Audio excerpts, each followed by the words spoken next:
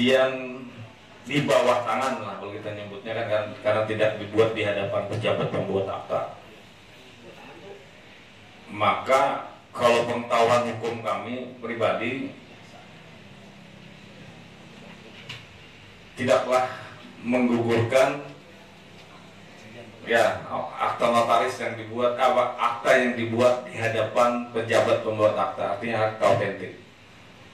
Kalau dilihat dari nilai hukum sebuah akta kan, akta otentik itu bisa dikategorikan sebagai bukti yang absolut, artinya sah menurut di mata hukum, nilainya luar biasa tinggi.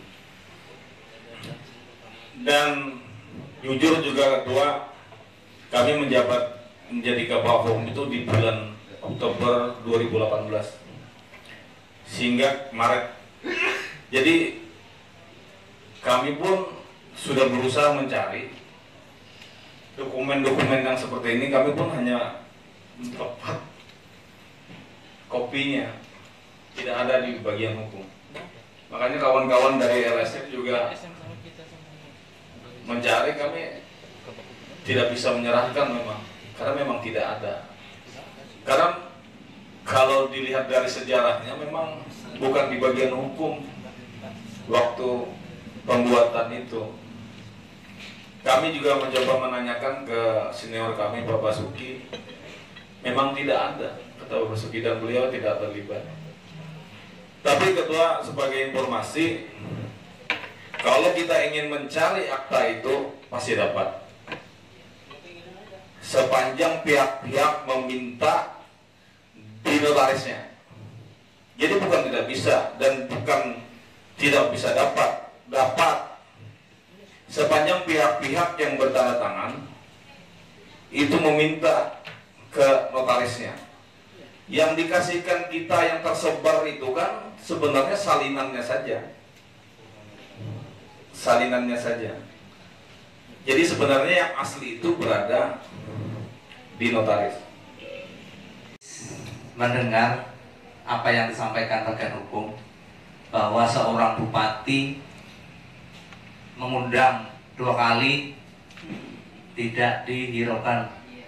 Makanya sekarang kita harus bertindak juga secepatnya, karena waktu perjanjian itu kurang dari 1 bulan. Hari ini sudah tanggal berapa, dan sampai 11 September bulan depan sudah habis. Makanya ketua, setelah ini agendakan secepat mungkin. Ini yang mengundang jangan bupati, ketua DPRD dulu. Kita duduk bersama, karena kami harapkan jangan sampai setelah perjanjian itu nanti, walaupun tidak menggugurkan apa yang disampaikan bagian hukum tadi. Dan juga perlu saya sampaikan, siapapun direktur utamanya ganti, kalau perusahaannya tetap itu ya sudah, perjanjian tetap berlangsung, tetap berjalan. Cuma saktinya seorang bupati mengundang sampai 2 kali tidak mau hadir, itu aja yang jadi pertanyaan kita. Tapi jangan berkecil hati. Ini berikutnya ketua DPRD nanti yang mengundang, duduk bersama, mudah-mudahan, karena kita kan tidak ingin memvonis perusahaan, kita duduk bersama cari solusi. Dan hari ini juga Pak Kapolres, ada perwakilan dari Pak Kasat Intel hadir juga di sini. Kami nanti mohon wejangan beliau supaya nantinya kita itu jangan jadi objek penderita. Bumi kita hancur, tapi yang mau kita dapatkan tidak jadi apa-apa. Kami acungi jempol, saudara-saudaraku dari LSM tetap berjuang demi untuk mendapatkan yang harus kita terima dari PT Silo. Mungkin itu pimpinan. Jadi kami mohon nanti setelah ini agendakan secepat mungkin, gantian ketua DPRD yang mengundang pihak perusahaan. Terima kasih. Wassalamualaikum warahmatullahi wabarakatuh. Ruhnya di sini bagaimana Kota Baru mempunyai kompensasi terhadap pertambangan yang ada di Kota Baru. Hearing sebelumnya yang lebih di Februari kemarin sebelum COVID ya, kita sudah melakukan hearing dan ada sebuah harapan besar sebenarnya pada saat kita gentok-gentokan untuk memperjuangkan, bahkan saat itu saya juga menyampaikan pendapat kalau perlu ditingkatkan kompensasi itu kalau melihat potensi deposit yang ada di Kota Baru. Ya, setuju. Sepakat kemarin seperti itu. Yang kedua, pada saat kita memberikan masing-masing pendapat, baik dari pemerintah daerah maupun teman-teman stakeholder lainnya, LSM, perguruan tinggi, dan tokoh-tokoh masyarakat pada bulan Februari kemarin, ternyata di sela-sela itu ada WA dari petingginya Silo Group bahwa mereka tetap setuju terhadap kompensasi itu. Persoalannya adalah ketika kita hearing kemarin ingin ditindaklanjuti, seminggu kemudian kita melakukan lockdown ya, COVID, sehingga tertahan. Nah, jadi kami meyakini bahwa pertemuan hari ini mungkin tidak mengambil sebuah keputusan, tetapi cenderung lebih penyamaan persepsi. Saya mencoba untuk menyampaikan persepsi. Benar, pada waktu itu di MOU kedua kita mengetahui ada perjanjian baru, nopung baru, karena pada saat itu jembatan dan program yang disetujui pada MOU pertama itu karena diambil alih oleh Bappenas jembatan. Singkat cerita, kalau ini dibiarkan, berarti Kota Baru tidak dapat apa-apa terhadap kompensasi tambang di Pulau Laut. Sehingga salah satunya ada beberapa item pembangunan publik yang harus kita perjuangkan bersama. Tapi ini tidak langsung datang, tidak seperti itu, tapi beberapa mekanisme berapa kali rapat sehingga mereka tidak serta-merta langsung setuju pada saat itu. Dan bahkan saya sebelum saya jadi pimpinan DPR sudah beberapa kali rapat. Pak Muhni juga pada waktu itu sebelum saya sudah sering melakukan rapat. Jadi tidak ujuk-ujuk datang dan ini semacam sebuah rahasia hanya seorang Alpisah misalkan yang tahu, tidak. Kita pegang di sini juga kan datanya yang data perjanjian yang kedua. Tapi sebenarnya kalau secara logika sederhana saja, ini kalau Pintu Silo punya etikat baik buat kita, nggak perlulah kan datang ke sini dulu, konferensi pers saja dari sana, zoom dia zoom kan, itu paling tidak memberikan kabar dulu kami begini gitu.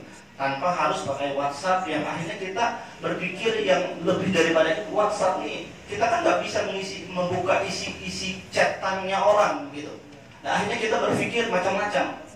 Jadi kalau dia misalnya benar-benar beretikat baik untuk kita semua, yang tadi dikatakan Bu Alpis adalah bisa menjadi pilot project buat Kota Baru ini, ya mereka tidak harus datang ke sini, coba aja Zoom meeting kayak gitu kan, paling tidak sebagai bukti bahwa dia serius untuk membangun membantu daerah kita ini gitu. Nah, saya kira kalau dia mengarah ke pansus juga punya standar-standar khusus. Kenapa harus kita berpansus gitu kan?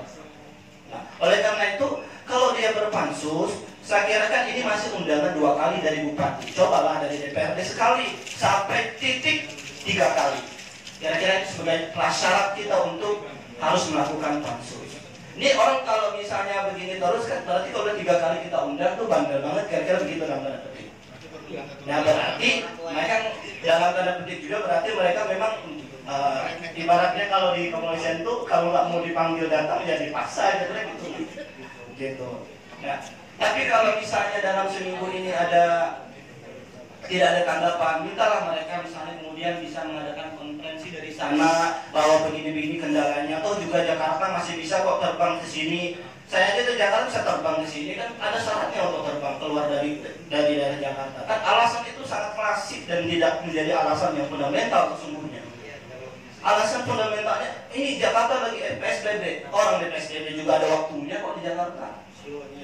Silonya yang bawel, kan gitu, yang ngeyel maksud saya, sehingga kita juga harus ngeyel sama dia karena ini mereka kan. Nah kalau tadi dikatakan Bang Rahmat adalah tersumbat, nah itu kan bahasa lain, itu tersumbatnya di mana kan begitu. Nah oleh karena itu Ulun ini sebagai kami ini sebagai LSM mengajak kita semua hari ini tidak ada keputusan apapun, tetapi kita sama-sama menyamakan persepsi tadi. Apa yang dikatakan oleh Bapak Bisa tadi, bagaimana juga saya mau komentar terkait apa yang disampaikan oleh Kabag Hukum tadi. Saya melihat kalau misalnya ini perjanjian yang pertama itu pakai akta notaris, terus ini tidak pakai akta notaris yang kedua, itu rasanya tidak membatalkan perjanjian yang pertama karena akta notarisnya yang pertama. Nah itu rasanya tidak, kecuali yang kedua punya akta notaris, yang pertama tidak, yang pertama yang batal. Nah, kira-kira begitu. Kegiatan hari ini kita rapat dengan pendapat dengan LSM kawal kompensasi tambang pulau laut. Nah, kita hari ini menindaklanjuti rencana penandatanganan MOU pemerintah daerah dengan pihak Sebuku Group, di mana dalam surat undangan Pak Bupati tertanggal 4 kemarin yang belum terrealisasi. Nah, tentu hari ini kita akan menyamakan persepsi langkah apa yang harus kita ambil ke depan terkait tidak hadirnya PT Sebuku Group untuk penandatanganan transfer MOU ini. Tadi disepakati kita akan coba memanggil dan duduk bersama kembali apa yang menjadi permasalahan sehingga ini berlarut untuk ditindaklanjuti. Nah, jadi kita akan mengundang. Saya akan coba koordinasi dengan pihak eksekutif dalam hal ini tentunya Pak Bupati. Apakah nanti di dalam pertemuan akan datang. Jadi kita bukan penandatanganan ini. Masih membahas terkait pertemuan ulang lagi apa yang menjadi permasalahan. Kalau memang tidak ada permasalahan, tentu kita akan masuk kepada penandatanganan. Harapan saya ini sesegeranya bisa diselesaikan, baik itu dari pihak Sebuku Group dan juga kita yang ada di pemerintahan daerah. Sebelum berakhir pada masa perpanjangan MOU ini secepatnya, karena ini juga tidak lepas dari kepentingan Kota Baru untuk membangun daerah ini. Tentunya anggaran tersebut kita akan terima dalam bentuk fisik atau barang, bukan berbentuk uang. Nah, jadi kita terima nanti kompensasi ini dalam bentuk barang kalau sudah ditandatangani bersama MOU tersebut.